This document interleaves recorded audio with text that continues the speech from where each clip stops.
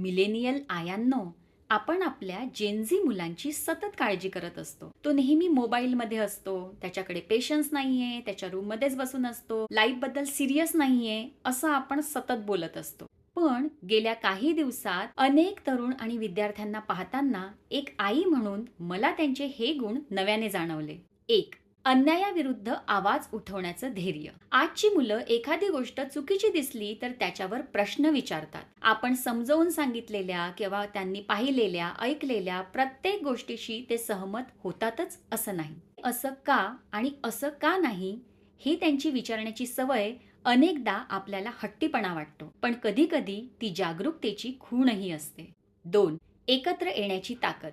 आजची मुलं आपल्याला सतत मोबाईलमध्ये दिसतात किंवा सोशल मीडियावर दिसतात आणि त्याचा आपल्याला बऱ्याचदा रागही येतो. पण त्याचा उपयोग ते फक्त स्टेटस टाकण्यासाठी करत नाही, तर कधी-कधी एकत्र येण्यासाठीही त्याचा ते उपयोग करतात. एकमेकांशी त्या माध्यमातून कनेक्टेड राहतात. टीम म्हणून काम करतात, एकमेकांना साथ देतात, एखाद्या विषयावर चर्चा करतात आणि गरज पडली तर एकत्र उभीही राहतात. हा त्यांचा मोठा गुण आहे. 3. थेरॉटिकलपेक्षा प्रॅक्टिकल नॉलेजवर विश्वास. आपल्या पिढीला सांगण्यात यायचं, जास्त प्रश्न विचारू नको, जेवढं सांगितलंय तेवढं कर, आणि आपण ते करायचं. पण आजची पिढी असं करत नाही. जोपर्यंत एखादी गोष्टी त्यांच्या लॉजिकला पटत नाही, तोपर्यंत ती गोष्ट ते करत नाही. मग त्यासाठी ते नेटवर जातात, सर्च करतात, रिसर्च करतात, ही गोष्ट समजून घेतात आणि मगच त्याच्यावर विश्वास ठेवतात.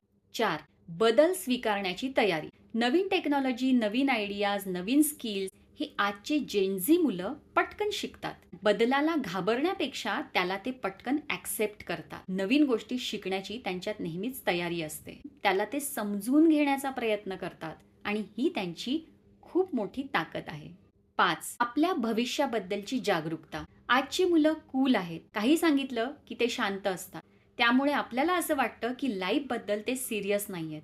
पण प्रश्न जेव्हा त्यांचा करिअर, त्यांच्या भविष्याचा येतो, तेव्हा मात्र ते शांत बसत नाही. आपलं मत मांडतात आणि एक आई म्हणून हा गुण त्यांच्याकडून खरोखरच शिकण्यासारखा आहे. हो, या पिढीकडे कमतरता आहेत, जशा आपल्या पिढीतही होत्या, पण त्यांच्याकडे काही चांगले गुणही आहेत. एक आई म्हणून सतत त्यांच्या कमतरता दाखवण्यापेक्षा, त्यांच्या चुका दाखवण्यापेक्षा आपण त्यांच्या चांगल्या गुणांना योग्य दिशाही दिली पाहिजे. कारण उद्याचा भारत आपल्या याच जेनझी मुलांच्या विचारांवर, धैर्यावर आणि जबाबदारीवर उभा राहणार आहे. म्हणून आजपासून त्यांच्यावर टीका कमी करूया आणि त्यांच्यावर विश्वास जास्त ठेवूया.